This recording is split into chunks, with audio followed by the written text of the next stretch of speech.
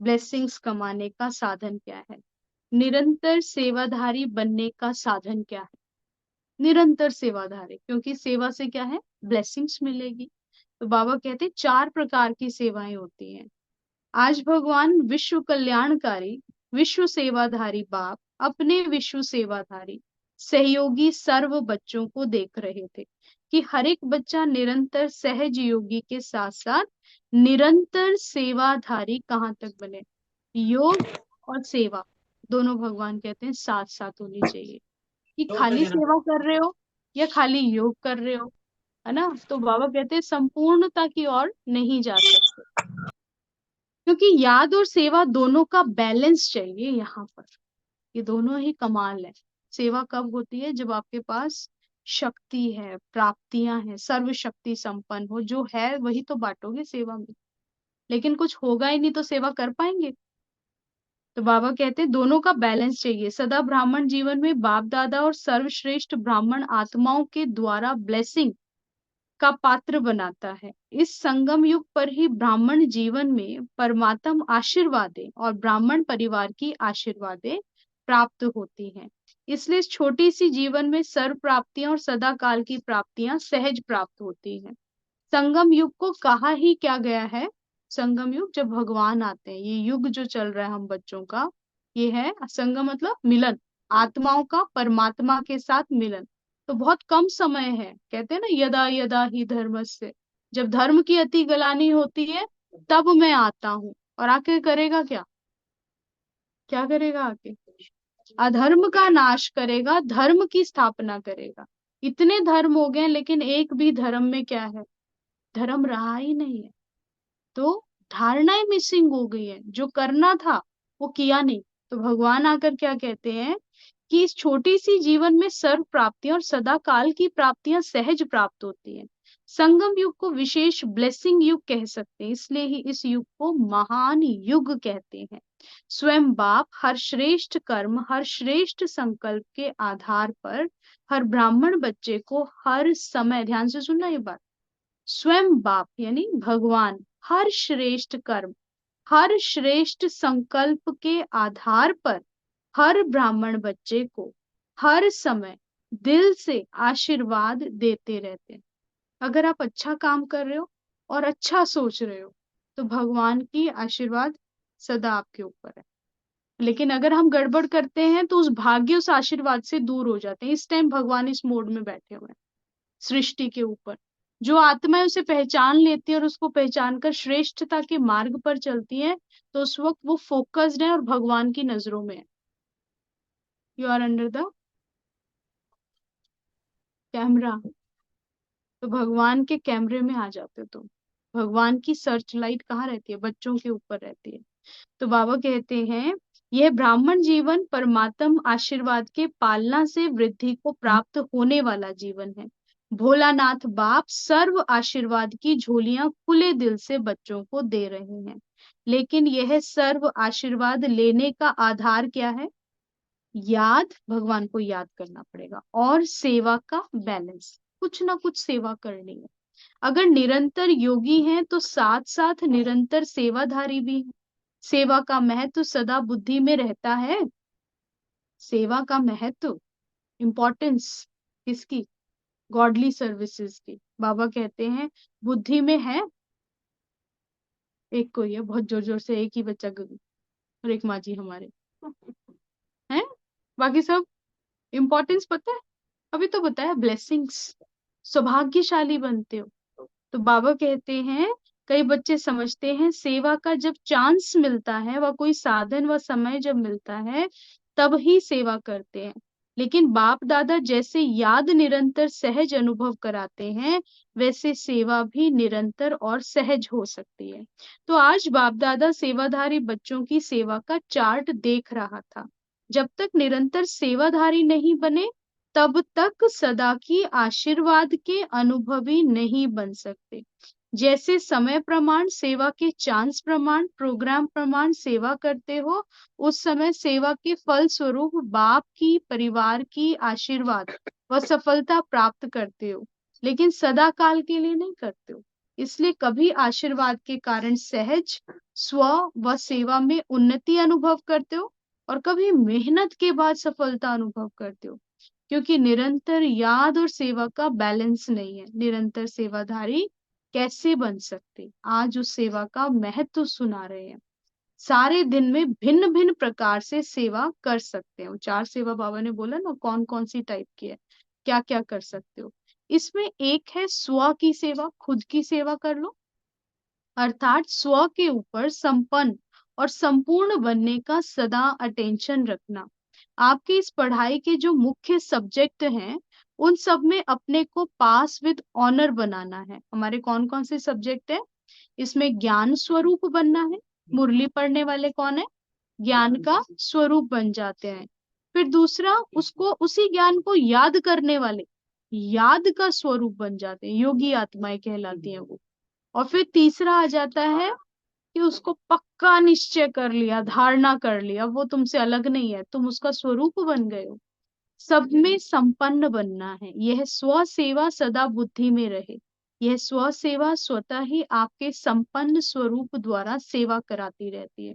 लेकिन इसकी विधि है अटेंशन और checking. Most important point, attention और चेकिंग। हमेशा अलर्ट रहो, अटेंटिव रहो और खुद की सेल्फ एनालिसिस, सेल्फ चेकिंग करो सुबह से रात्रि तक में। फिर बाबा कहते हैं सोने से पहले चार्ट रखना और उस पे 4-5 चीजें, जैसे आप डेली स्केड्यूल बनाते हो, है ना, कि सुबह इतने बजे उठे, दोपहर को ये किया, शाम को ये किया, रात को ये किया।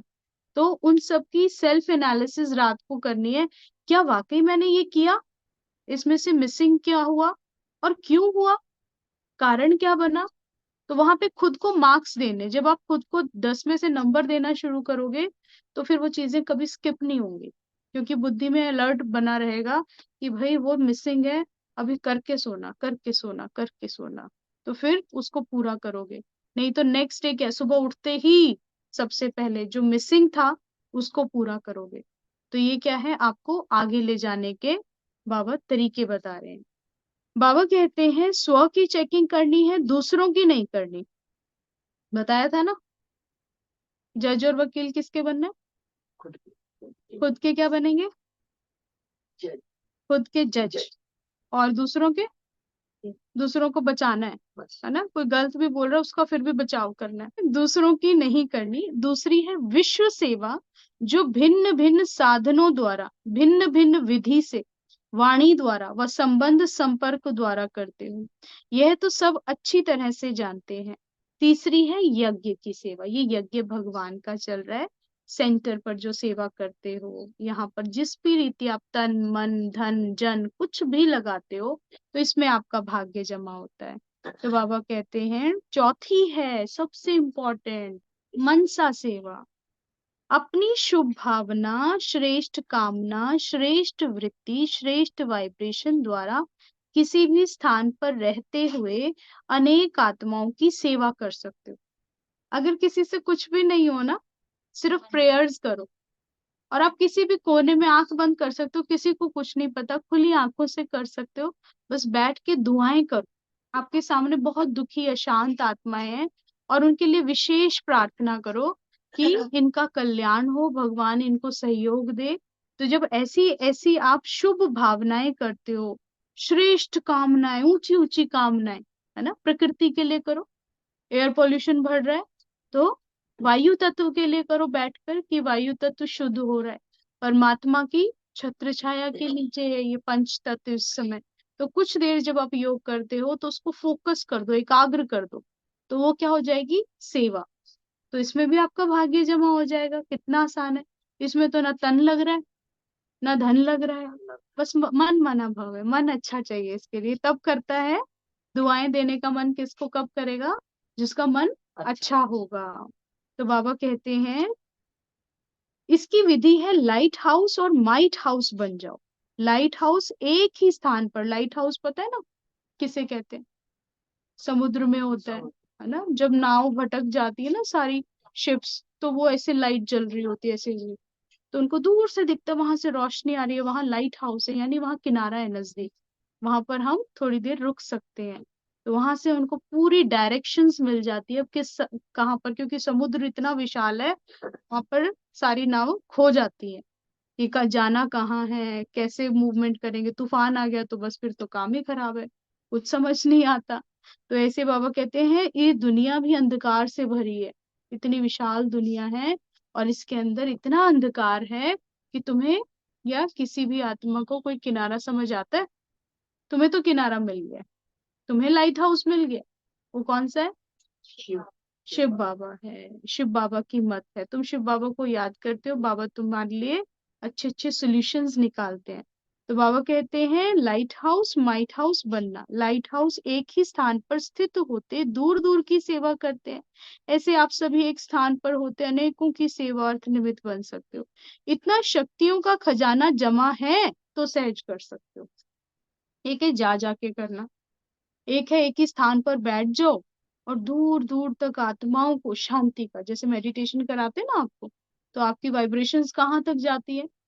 दूर दूर तक जाती है।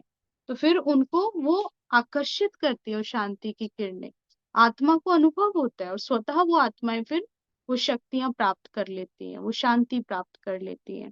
तो बाबा कहते हैं इतना शक्तियों का खजाना जमा है तो सहज कर सकते हो। इसमें स्थूल साधन व चांस व समय की प्रॉब्लम नहीं है, सिर्फ लाइट माइट से संपन्न बनने की आवश्यकता है। इसमें खुद बैठो, पहले स्व की सेवा करो, आत्मिक अपने स्वरूप को जागृत करो, और जितना समय आप सोल कॉन्शियस रहते हो अपनी प्योर कॉन्शियस में कि मैं पवित्र आत्मा हूँ, मैं पवित्र चेतना हूँ, जब इस भाव में स्थित हो जाओगे जितना समय, तो ये अपने आप आपसे वाइब्रेशंस दूर तक जाती है, शांति का माहौल बन जाएगा।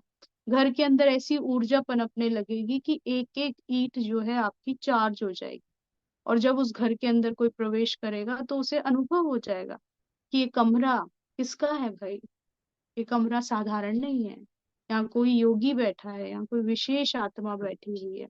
तो मन को बार बार फुल स्टॉप लगाना है, बिंदी, क्वेश्चंस खत्म कर देने, क्या, क्यों, कैसे, कब, ये सब खत्म कर देना है।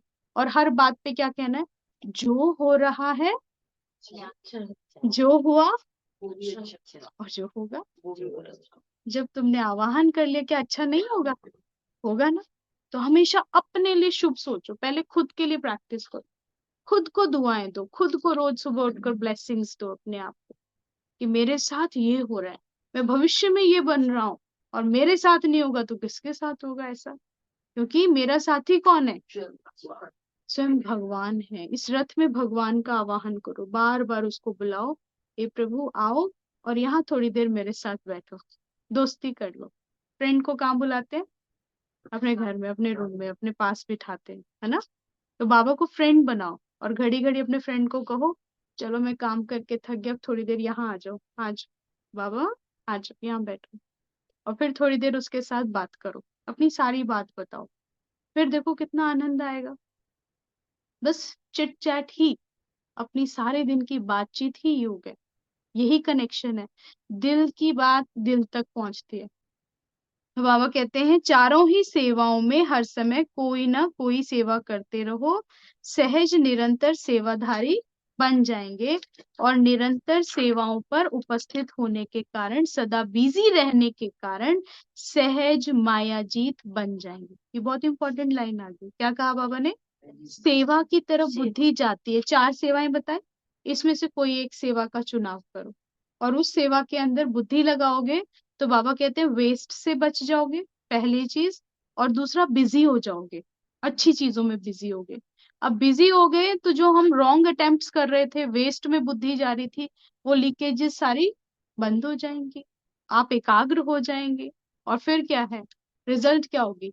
एकाग्रता की सक्सेस, है ना। तो बाबा कहते हैं बिजी रहने के कारण माया जीत बन जाएंगे। जो